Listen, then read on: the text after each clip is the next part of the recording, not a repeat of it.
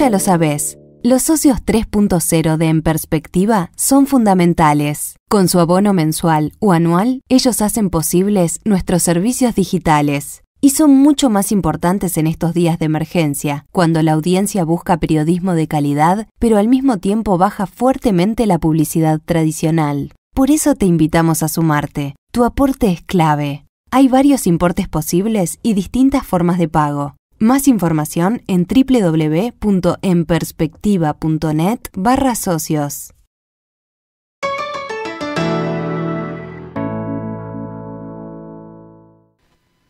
En esta época de emergencia sanitaria por el nuevo coronavirus, las personas mayores de 65 años, que son población de riesgo, deben permanecer aisladas. Y eso es todo un desafío para ellas, pero también para sus familias. ¿Cómo se maneja este dilema entre el riesgo de enfermarse de COVID-19 y el riesgo de caer en la angustia y la ansiedad por la reducción al mínimo del contacto con amigos y seres queridos? Sobre esto es que vamos a conversar a partir de este momento. Estamos con Robert Pérez, profesor grado 5 en la Facultad de Psicología de la Universidad de la República, coordinador del diploma en psicogerontología y coordinador del Centro Interdisciplinario de Envejecimiento.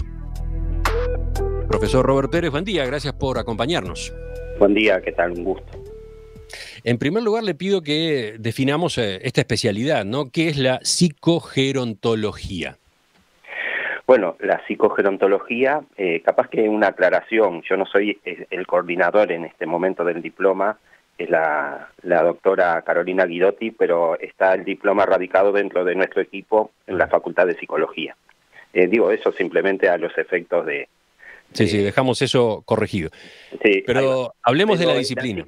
La psicogerontología es un campo de conocimiento que trabaja dentro de la gerontología, trabaja todos los aspectos que tienen que ver con la salud mental de las personas mayores, los fenómenos subjetivos, en una línea principalmente de prevención y de promoción.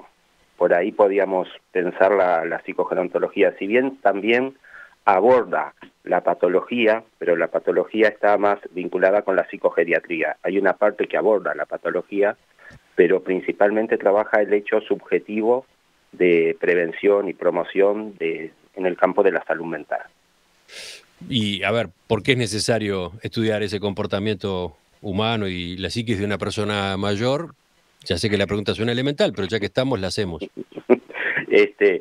Sí, cuando hablamos de comportamiento humano y psiquis y salud mental, no solo de las personas mayores, de las personas en general, para nosotros las personas mayores, para nosotros, en realidad las personas mayores son personas primero, ¿no? Y si bien tienen determinadas singularidades en función de la edad y de haber vivido más años, digo, son las mismas personas que fueron siempre con determinada experiencia. Entonces, lo primero que nosotros planteamos es abordar a las personas mayores no como un grupo solo o aislado en sí mismo, sino que hay que pensar las personas mayores a lo largo de su vida. Y por eso planteamos la necesidad de tomar cualquier fenómeno de esto, teniendo en cuenta su curso de vida, cómo ha ido viviendo durante su vida los fenómenos que hoy cristalizan de alguna forma en su conducta, su forma de ser, pensar, actuar, sentir.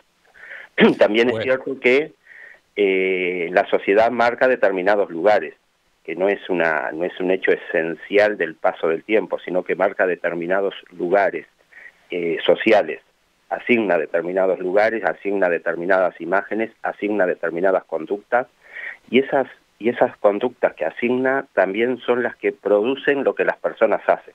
O sea, no es un hecho individual los lugares que tomamos y las conductas que no tenemos tantas opciones de las conductas, como asigna determinado lugar a los jóvenes, asigna determinado lugar a los adultos, también asigna determinados lugares a los mayores.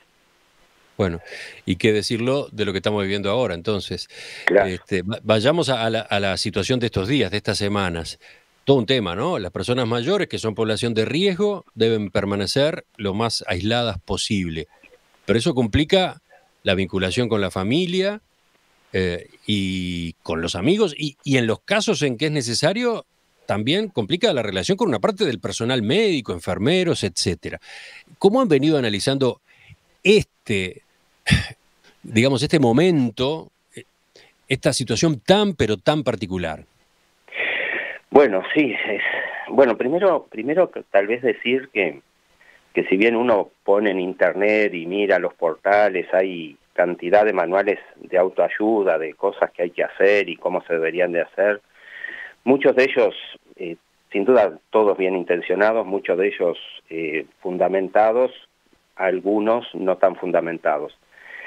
¿Por qué digo esto? Porque en realidad lo que estamos viviendo ahora es un fenómeno inédito, no tenemos... Bueno, quizás mi pregunta siguiente era esa. ¿Había experiencia en este tipo de situaciones? Y no, es un fenómeno inédito. A ver, no es que no hubiera habido, la humanidad ha atravesado pandemias y ha atravesado situaciones de aislamiento, pero nunca lo habíamos vivido como lo estamos viviendo ahora, en vivo y en directo y en el día a día.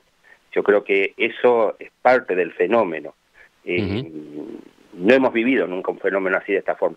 Nunca habíamos vivido que hoy el mundo está parado prácticamente, que la economía del mundo prácticamente se ha parado. Eso es un fenómeno nuevo. Entonces, cuando se plantean qué hacer y cómo hacer las cosas, se toman experiencias que podrían ser similares, experiencias de catástrofes climáticas, experiencias de guerras, experiencias de aislamiento por infecciones de personas en un hospital o no, pero el fenómeno en sí mismo es totalmente nuevo para nosotros y tal vez de ahí es donde tenemos que tener la humildad de poder reconocer eso para tratar como de empezar a pensarlo desde ahí, ¿no? Tomando los ejemplos que podemos tener de otras situaciones similares, pero sabiendo que es una situación nueva que nos estamos enfrentando. Y le incorporo otra complicación, otro ingrediente. Muchas veces solemos hablar de la tercera edad como si fuera una masa homogénea, pero en realidad hay situaciones tan diversas, ¿no? No es lo mismo una etapa de aislamiento como esta para una persona mayor con recursos económicos que para una persona que no tenga esos recursos. No es lo mismo si vive en una casa con algunos familiares que si vive solo. Y si vive en su propia casa, puede vivir con su pareja, ¿verdad? Los dos de la tercera edad, o puede hacerlo totalmente solo, que también se dan esos casos. Por último, estaría todo el panorama de quienes viven en hogares de ancianos o residenciales. O sea, la variedad de hipótesis es muy grande, ¿no? Sí, y eso que plantea usted es un punto central para poder pensar este tema, pero para poder pensarlo quiere decir para poder pensarlo y poder generar políticas acordes y lo más ajustada posible. Porque si será un punto central ¿no? Porque justamente se plantea que las personas mayores, en general se habla de los adultos mayores, ¿no? En masculino, ¿no? Con toda una perspectiva ahí sexista. Nosotros preferimos hablar, como lo plantea la Convención Interamericana de Derechos Humanos, de personas mayores. Y las personas mayores, solamente el prejuicio y este mensaje social de déficit que históricamente se le ha asignado, esto de tercera edad, ¿no? Como que uno tuviera una primera, una segunda y una tercera edad que es la última, y entonces ahí después se muere. Eso es parte del prejuicio y de las depositaciones sociales que se dan en estas personas. Uruguay, nosotros somos, después de Cuba, el segundo país más envejecido de América Latina. Tenemos una población tan envejecida como la gran mayoría de los países europeos. 2 de cada 10 personas en este país tiene 60 años o más, 2 de cada 10. Tenemos una singularidad que dentro de ese grupo, el grupo de personas que más crece es el de 80 y más. Tenemos muchas personas de más de 80 años y tenemos una singularidad en América Latina, que eso sí es una singularidad de nuestro país. El 30% de las personas mayores vive sola, el otro 30% vive con una persona mayor, una pareja mayor, y el otro 30% recién vive en hogares donde vive más de una generación. Yo muchas veces en la facultad... ¿En esta última categoría incluye los residenciales? No, justamente, a eso iba a decirle, porque es interesante para ver el prejuicio. Si yo, bueno, capaz que lo podemos hacer acá ahora al aire, si preguntáramos cuántas personas mayores viven en residenciales, yo esta pregunta la hago en general cuando empezamos las clases en facultad, y la respuesta va entre un 30 y un 40%, ¿no? Estamos hablando de un público universitario, joven mayoritariamente, que no conoce el tema porque está empezando recién la carrera. Y la respuesta va entre un 30, un 40%, un 50%, dicen algunos. En realidad, en residenciales, según el último censo de población, hay un 3% de las personas mayores. ¿Solo 3%? Sí, esos son datos del censo del último censo de población. Algunos dicen que puede estar subestimado el dato, puede haber un 4%. Póngale que haya un 5 a lo sumo, ¿no? No, por más subestimado que esté el dato, jamás pasaría de esa cifra. Estamos hablando que entre el 95 y 97% de las personas mayores vive en sus hogares. Y eso es un dato muy relevante porque justamente el prejuicio piensa que la mayoría de las personas mayores están institucionalizadas. Y la mayoría vive en sus hogares. Francamente, es un dato impactante ese que usted acaba de dar, permite situarnos mejor frente al tema, ¿no? Por un lado eso, y por otro lado, un tercio de esas personas mayores vive sola, y principalmente viven sola mujeres mayores de 80 años. Son todos datos del censo esto, pero uno tiende a pensar desde el prejuicio social como que las personas mayores están institucionalizadas. El 85%, el 85% de las personas mayores, según una encuesta de dependencia, no tiene ningún tipo de dependencia. Un 10% tiene dependencia moderada y solamente un 5% tiene un nivel de dependencia severa. Posiblemente de ese 5%, gran parte esté en residenciales o en casas de cuidado. Pero esto da un perfil de las personas mayores que en realidad no se condice con el prejuicio de que las personas mayores están todas enfermas, están todas dependientes, todas dependen de un otro, son casi como alguien que hay que estar asistiendo continuamente. Y eso es parte del prejuicio, pero también eso construye la realidad. O sea, la realidad se construye también de esa forma, asignando lugares sociales y asumiendo lugares sociales. Bueno, y yo agregaría a los efectos de lo que estamos analizando, de una situación como esta en especial, de aislamiento y necesidad eventualmente de comunicación a distancia, alguna variante más. Dominio o no de la tecnología, ¿no?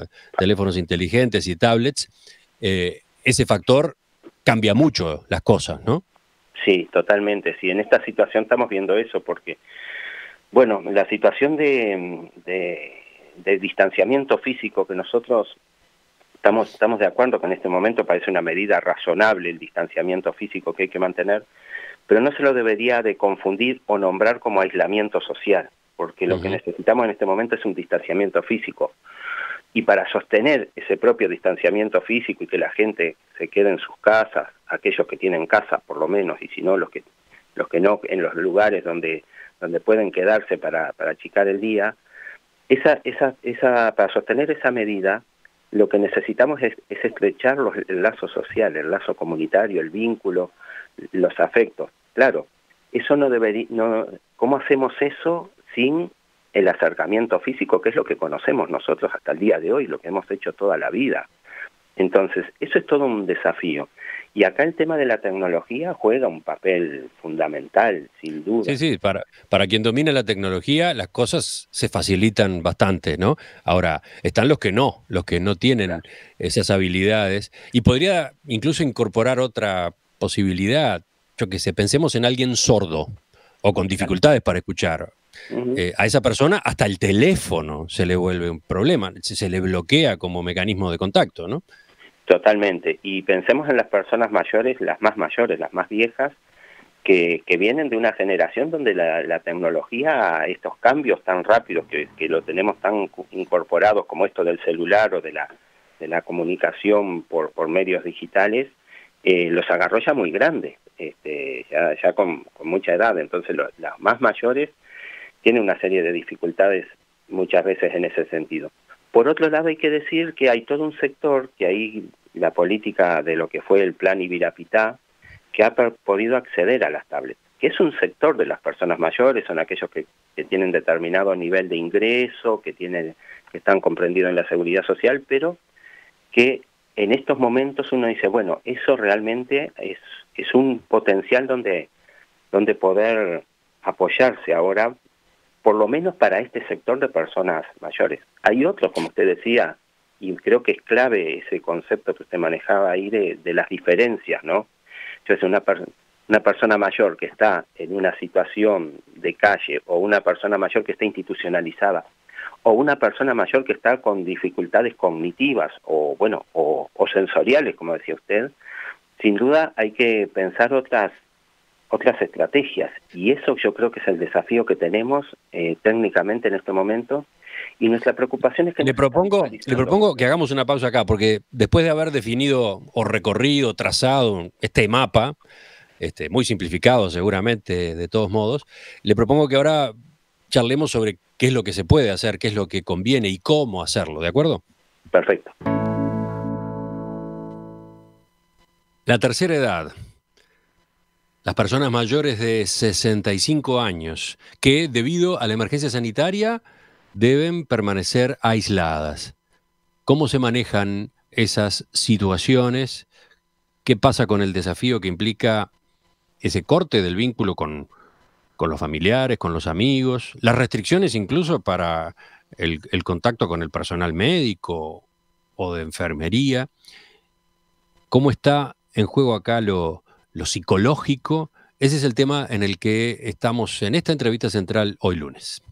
Nos acompaña teléfono mediante el profesor Robert Pérez, profesor grado 5 en la Facultad de Psicología de la Universidad de la República, que es coordinador del Centro Interdisciplinario de Envejecimiento. Veíamos, profesor Pérez, en la primera parte, lo variado que es el espectro de eso que podríamos llamar genéricamente tercera edad, las distintas variantes que existen, los distintos casos, las distintas posibilidades. Vayamos ahora, avancemos un poco más. La soledad, la angustia que provoca la soledad pueden ser un problema, ¿no? Pueden jugar una mala pasada desde el punto de vista emocional. ¿Qué es lo que aconsejan ustedes entonces en estas situaciones? Bueno, sí, como decíamos, son situaciones bastante inéditas, ¿no? Pero no hay que ser muy experto para observar lo que, hay algún estudio ahí que se ha hecho ahora en estos meses y que también plantea básicamente lo mismo, ¿no? Como el aumento, la situación de distanciamiento físico, el tener que mantenerse en su casa, conviviendo las 24 horas, ¿no? Es esperable que haya aumento de situaciones de ansiedad, de miedo, el insomnio, ¿no? Es otro tema que muchas veces se da. Y no estoy hablando solo de las personas mayores, acá estoy hablando de todos nosotros en general. Ah, no, claro. El problema es general. Ahora lo estamos enfocando en este caso particular. Claro. Pero también lo planteo estos términos más generales para ahora ir específicamente a las personas mayores, pero estas cosas generales... las personas mayores están dentro de esta situación también, ¿no? Y claramente estos fenómenos están generando un cambio en la percepción del tiempo en todos nosotros. El tiempo, ni que hablar las personas que están en momentos que están trabajando, donde se ha metido el teletrabajo y se ha metido en la vida cotidiana de la gente, y esto es un cambio que habrá que observarlo como sigue más allá de la pandemia. Y otro es el cambio en la percepción de los otros, del otro que está al lado mío, que estamos conviviendo, o el otro que está afuera y que lo veo pasar por la ventana si es que tengo la posibilidad de tener una ventana que me permite mirar hacia afuera. Hay un cambio en la percepción del tiempo, hay un cambio en la percepción del otro, y eso pone en juego lo que venimos viendo como lo peor de nosotros, pero también lo mejor de nosotros, ¿no? Y por ahí voy empezando a responder la pregunta esta. Lo peor de nosotros es que hay que estar muy atento porque, basta ver algunos comentarios en las redes sociales, ¿no? Donde comentarios de discriminación, de odio, de xenofobia, que fácilmente se instalan. Y creo que eso hay que tratar de combatirlo radicalmente. Pero también pone en juego lo mejor de nosotros, y estamos asistiendo a una serie de conductas, acciones de solidaridad, las ollas populares, yo qué sé, o cosas, pequeñas acciones, microacciones de solidaridad, como aquella persona que en un edificio sale a hacer los mandados para todas las personas, para que estamos poniendo en juego la organización de la gente, y estamos poniendo en juego también en el espacio más íntimo del hogar, bueno, cómo manejamos estas situaciones. Porque estas situaciones en sí mismo, lo primero es reconocerlas, y después es poder verbalizarlas para poder transformarlas. El miedo en sí mismo, la ansiedad, no son ni buenos ni malos, son reacciones que tenemos ante una determinada situación. Entonces, empezar a conversarlas, a hablarlas, a ponerle palabras es una forma de simbolizar. ¿Qué pasa con las personas mayores? Que estas mismas conductas que tenemos todas las personas en general, que vivimos todas las personas en general hoy en día, seguramente yo digo estas cosas y la gran mayoría de las personas que nos están escuchando y que están en sus domicilios con distanciamiento físico las reconocen. Con las personas mayores el problema son los mensajes sociales que también se dan. Por un lado hay un hecho real que por lo que conocemos ahora del COVID-2, de este virus, de esta pandemia, son las personas de mayor riesgo, principalmente aquellas que tienen más de una patología, las que tienen como comorbilidad. Es cierto, son el sector que hasta ahora ha tenido mayor mortandad, y ha tenido mayor mortandad, por un lado, por un tema del comportamiento del virus en el cuerpo humano, donde personas con la edad uno puede ir disminuyendo su sistema inmunológico, y eso hace que quede más expuesto a estas situaciones. Pero también ha tenido mayor mortalidad porque muchas de las personas que están muriendo al día de hoy y de las que van a morir, con la tecnología que tenemos al día de hoy se podrían salvar si recibieran una asistencia médica acorde. Y están muriendo. ¿Cómo es esto? ¿Cómo es esto? A ver. Y bueno, lo vemos en Italia, por ejemplo, en España, que las personas mueren por el virus, sí, pero mueren porque no han podido llegar a un CTI, porque se saturan los CTI, porque se saturan los sistemas de cuidado, y las personas mueren por eso. O sea, personas que si recibieran una asistencia acorde podrían sobrevivir, el virus no, con lo poco, y esto son datos que hay que tomarlos siempre con mucha cautela, porque conocemos todavía poco de esto, porque estamos estudiándolo, pero el virus no parece tener una letalidad muy grande, lo que tiene es una alta tasa de contagio. Entonces el problema del virus es que satura los sistemas de atención, y ese es y por ahí las medidas de distanciamiento físico que se vienen tomando a nivel del mundo.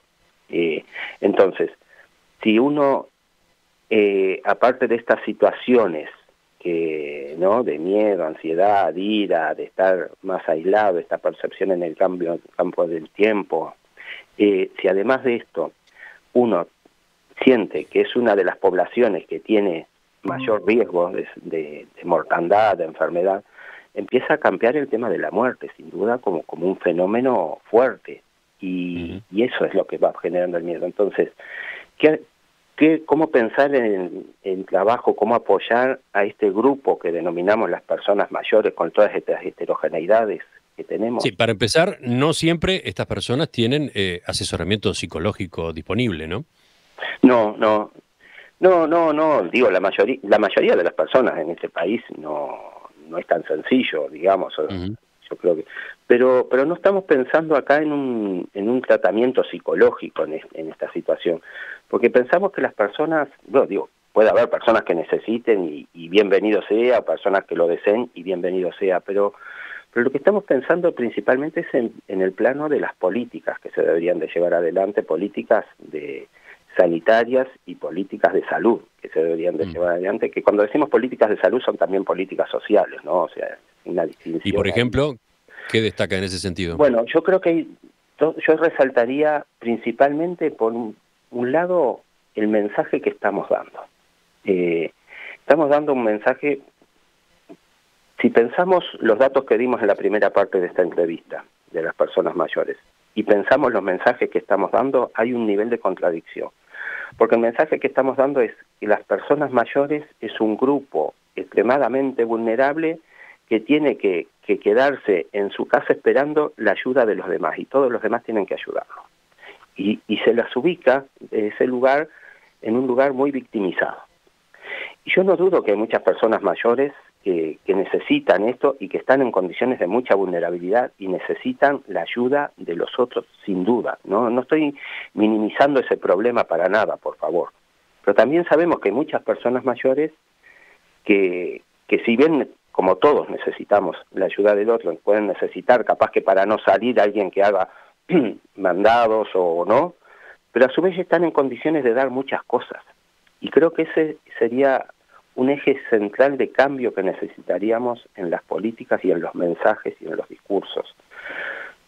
Tomar a las personas mayores no solamente como una población homogénea a la que hay que asistir, sino poder pensar qué tienen para aportar las personas mayores en esta situación. Yo voy a poner un ejemplo muy cortito. Me parece bien, creo que es fundamental poner ejemplos. El otro día escuchaba en un país, creo que era Croacia, escuchaba la política que están llevando adelante de tapabocas principalmente, y ellos han tenido una disminución del contagio bastante importante. Tienen bastante hay varios países, República Checa, por ejemplo, ¿no? Donde nació esta iniciativa de Masks for All, ¿no? Máscaras para todos, tapabocas para todos. Exactamente, República Checa era. Y ellos ponían un ejemplo que algunas personas mayores se ponen a coser tapabocas, entre otras cosas porque son los que saben coser. Que tenían una vieja máquina de coser y se ponían a coser, a armar tapabocas. Porque si no, digo, claro, hemos perdido los oficios, gran parte de los oficios, entonces, eso es uno de los ejemplos, simplemente. Esta es una magnífica oportunidad de recuperar, aprovechar un oficio asumido, aprendido, que está dormido, ¿no? Que está completamente dormido. Bueno, acá se lo necesita. Exactamente, pero para eso se necesitan políticas que ubiquen a las personas desde otro lugar. Porque esto que parece tan obvio, que estamos, ahora que lo decimos, parece tan obvio, no es nada obvio. Y eso es un tema central. Sí, podría agregar que ese mismo oficio debería estar utilizándose y aprovechándose en condiciones normales, ¿no? Esa persona de tercera edad que tiene esa habilidad debería estar, entre comillas, trabajando, debería estar aportándole a la sociedad en el día a día, sin necesidad de que viniera una emergencia sanitaria. Exactamente. Pero ahí justamente eso implica un cambio de política, pero un cambio de la visión social también de las personas mayores. E insisto, no estoy hablando solamente, sabemos que hay personas que están muy mal, y no estoy refiriéndome a esas personas, pero sabemos que la enorme mayoría tiene cosas para dar. Pero ese es en un plano funcional. Estaba pensando, interesante una campaña, ¿no?, de los medios de comunicación de oficios o de aportes de las personas mayores en esta situación. Nosotros vamos a hacer algo, estamos pensando estas micros políticas, ¿no?, de aquellos que tienen accesos a tablet o a las redes. Estamos planteando una campaña que puedan mostrar qué habilidades tienen o qué cosas pueden enseñar a los demás. Las viejas recetas, los cuentos, no sé. En breve vamos a estar lanzando una campaña en este sentido, que son microacciones, ¿no? Y son una de las más. Pero la acción central acá es como cambiar el enfoque y poder pensar qué cosas, poder pensar y plantear y ayudar a las propias personas mayores a que puedan pensar qué cosas pueden dar en esta situación. Ahí veíamos un ejemplo bien concreto y muy útil en esta situación de pandemia, pero hay otros que son más no tan concretos, pero no menos importantes. Se habla de los mensajes, los niños que llamen a los abuelos, los niños no, los hijos que llamen a los padres, no sé. ¿Por qué las personas mayores no llaman a los hijos? Se habla de que cómo sostenemos a las personas mayores, está bien, y yo creo que hay que ayudar a sostenerlo, pero también las personas mayores tienen que ayudar a sostener a sus hijos y a sus nietos, que también están viviendo estas mismas situaciones de ansiedad, de miedo, de angustia. Y acá hay que tener presente que las personas mayores, contrario a lo que dice el prejuicio, que los ubica como un grupo de viejitos miedosos, ¿no?, que hay que esconder para que no los agarre un virus de afuera, contrario a eso, las personas mayores ya han vivido otras pandemias, ya han pasado, y entre otras cosas han vivido muchos años y tienen una experiencia de lidiar con situaciones extremas. De hecho, podrían ser los sabios de la tribu, ¿no? Bueno, sí, podrían serlo, por lo menos tienen el tiempo de vida suficiente. La sabiduría sin duda no es algo solamente propio de la edad, ¿no? No, de acuerdo. Pero hay una experiencia acumulada que también en ese sentido, seguramente en muchos casos, no en todos, pero en muchos casos es útil, ¿no? Pero seguramente. Pero para eso hay que haber políticas activas de que fomenten eso. Pero hay que cambiar el mensaje social. Si pensamos que las personas mayores solamente ahora tienen que estar encerradas por una afuera tan amenazante y que no pueden hacer nada y hay que darles la comida o lo que sea, todo darles, las ubicamos en ese lugar. Y ellos también se terminan ubicando en ese lugar. Porque en definitiva, si todo el mundo me dice que esto es así, bueno, será así. Entonces, por ahí pensamos que tiene que ir un cambio fuerte en el abordaje de estos temas. Y acá estamos involucrados la academia, las autoridades nacionales, los medios de comunicación.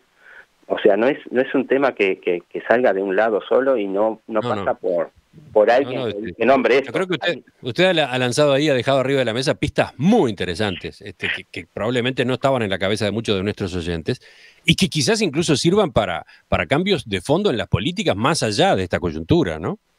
Bueno, estas situaciones de crisis tienen todo lo terrible que tienen, sin duda, pero posiblemente nosotros venimos en la facultad y en el Centro Interdisciplinario de Envejecimiento y en la Facultad de Psicología, venimos pensando cómo pararnos en esta situación, en el ahora, qué acciones tomar, pero venimos pensando mucho cómo nos vamos a parar en el después, porque esta pandemia va a pasar.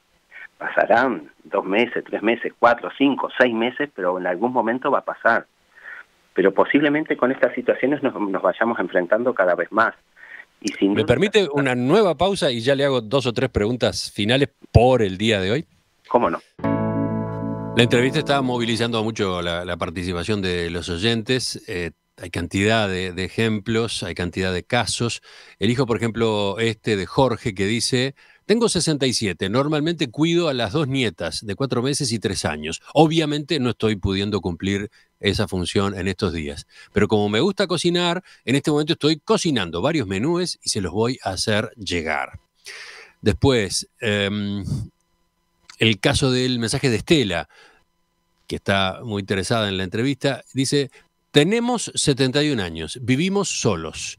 Mi esposo está cortando TNT, planchamos las tablitas y coso tapabocas. Está buenísimo saberse útil. En esa estamos, agrega esta oyente. Seguimos con el profesor Robert Pérez, que es especialista en psicogerontología, profesor grado 5 en la Universidad de la República. Yo creo que, profesor Pérez, que con lo que charlamos hasta ahora ya aportamos mucho, yo me quedo muy satisfecho, pero más allá de que hay que volver sobre el tema quién sabe cuántas veces, quería preguntarle también por algunas iniciativas que han surgido de asesoramiento honorario y voluntario. Una de la que ya hablamos hace unos días, capaz que podemos poner la información en pantalla ahora, una es psicogerontología escucha. Usted está al tanto de esta movida en particular, ¿no? Sí. Capaz que, solamente si me permite manifestarle, claro, para ustedes es muy común que están en los medios, pero no tanto para nosotros, pero la alegría de esos mensajes que transmitía recién, ¿no? Que estas notas sirvan para eso que planteaban los oyentes, realmente es una alegría, ¿no? Y quería manifestarle eso simplemente. Tengo muchos más, tuve que elegí estos dos nada más. No, sí, nosotros estamos al tanto, sí, claramente de esta iniciativa que está orientada por egresados del diploma nuestro. Son Sí. Un dispositivo de atención telefónica para personas mayores de 65 años, a cargo de psicólogas egresadas de la diplomatura en psicogerontología de la Universidad de la República. Casualmente son todas mujeres. Sí, bueno, sí.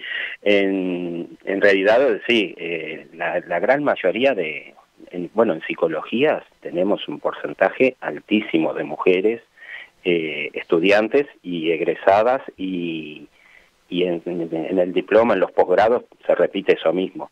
Si bien el diploma no es exclusivo para psicólogos, sino que también participan médicos, trabajadores sociales, profesores de educación física, enfermeras, pero la gran mayoría son mujeres y psicólogas, es cierto. Y esta iniciativa... Y es notable porque en esta información que han divulgado en redes aparecen los nombres de cada una de ellas con sus celulares y los días y horarios en los que atienden, ¿no? Por ejemplo, la primera de ellas, Desiree, atiende de lunes a viernes de 9 a 21, la segunda, martes y viernes de 10 a 12. Impresionante, ¿no?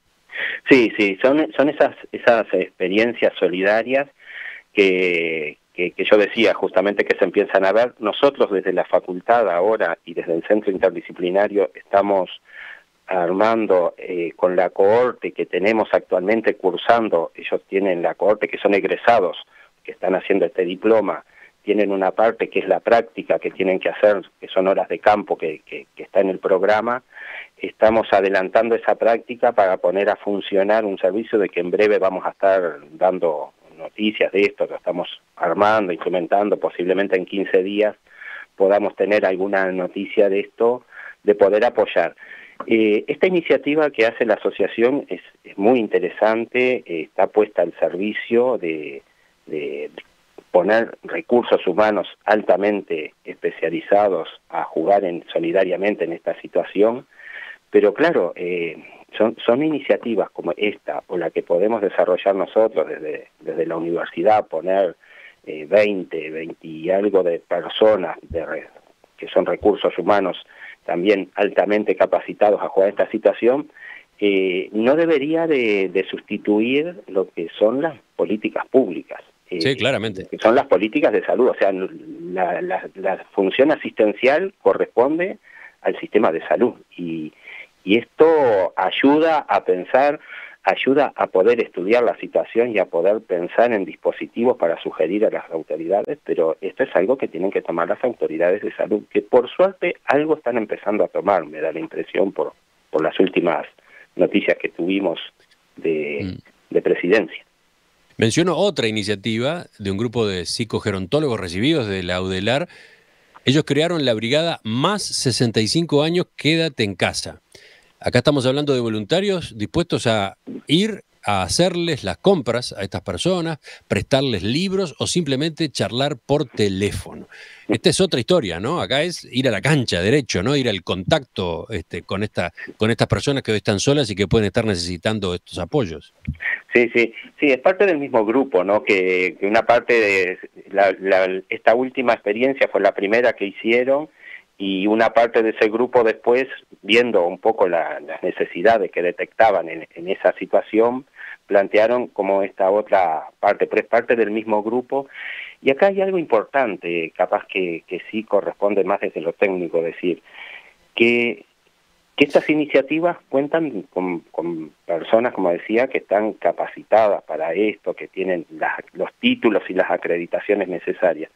En estos momentos asistimos a muchas experiencias de voluntariado también, y que yo no dudo, por favor, de la buena intención, pero muchas veces el voluntariado, cuando no, o las acciones voluntarias, cuando no cuentan con la necesaria formación, capacitación, es común que reproduzcan los propios prejuicios sociales. O sea, si uno no conoce estos datos, que yo daba en la primera parte de la entrevista, que para quienes trabajamos en esto son el día a día, en general no se conocen, y muchas veces se termina reproduciendo el prejuicio. Por eso es importante, estamos pensando ahí en una línea también de formación y de capacitación media urgente, inmediata, para personas que estén trabajando en el voluntariado, porque se reproduce fácilmente este prejuicio asistencialista del viejito o del pobre viejito que hay que darle todo, y terminan consolidándose en ese lugar.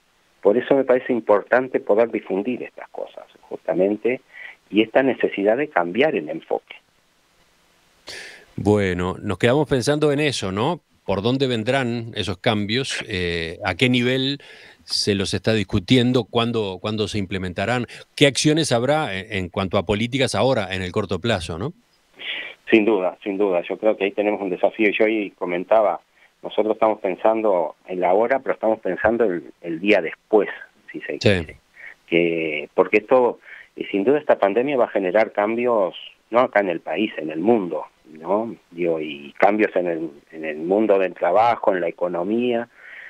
Pues no sería extraño que asistiéramos a estas situaciones de forma en el futuro cada vez más frecuentes. Los virus van mutando, la biología va cambiando, la biología del ser humano va cambiando, y hemos llegado a un desarrollo a escala planetaria y a una explotación del planeta y de la economía, y que sin duda no es inocua. Entonces, ¿cómo nos vamos a ir adaptando a todas estas cosas? Es una interrogante para todos, y a lo sumo podemos hacer proyecciones que habrá que ir viendo. A nosotros nos parece que esta situación tal vez pueda servir para, entre otras cosas, pero va a depender de lo que se juegue en estos meses también, pero, entre otras cosas, para ubicar otro lugar de las personas mayores. Esto que comentaban los oyentes del programa, ¿no? Como esta señora que está haciendo ya tapabocas, una señora me decía, bueno, yo escuché que con servilletas se puede hacer, empecé a hacer. Yo no sé si son tan efectivos o no, realmente no lo sé, pero me parece que sin duda, por lo que he visto, el tapaboca cumple la función principalmente de que la persona que lo usa no contagia a los demás, no tanto de no contagiarse uno.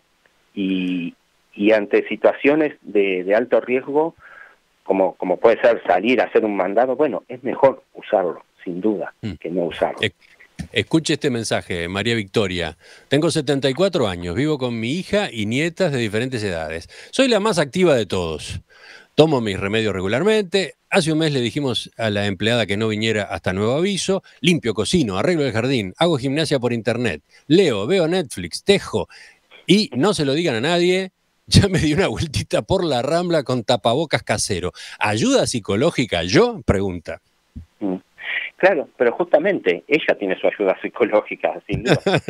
Por eso decíamos, las personas las personas tienen que ir desarrollando sus estrategias también. Todos, ¿cómo nos adaptamos a esto? Pero quería también señalar simplemente del oyente que planteó que cuidaba a sus nietas y que ahora no puede, que supongo que se refería al distanciamiento físico. Yo creo que puede, sí, pero manteniendo el distanciamiento físico, sin duda, ¿no?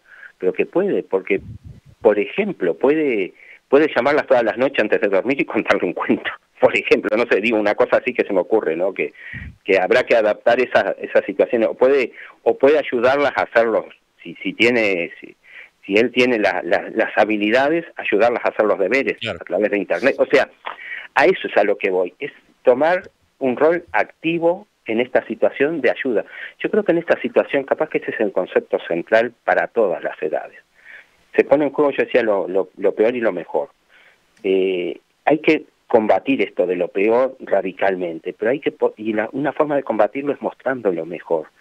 Y acá lo mejor está en el cuidado responsable del otro.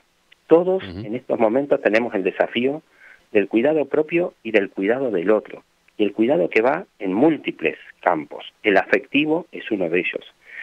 Sabemos el rol que juega lo afectivo en el sistema inmunológico y en el cuerpo. Entonces, es tan importante como el distanciamiento físico en este momento, la aproximación afectiva con los otros y la empatía.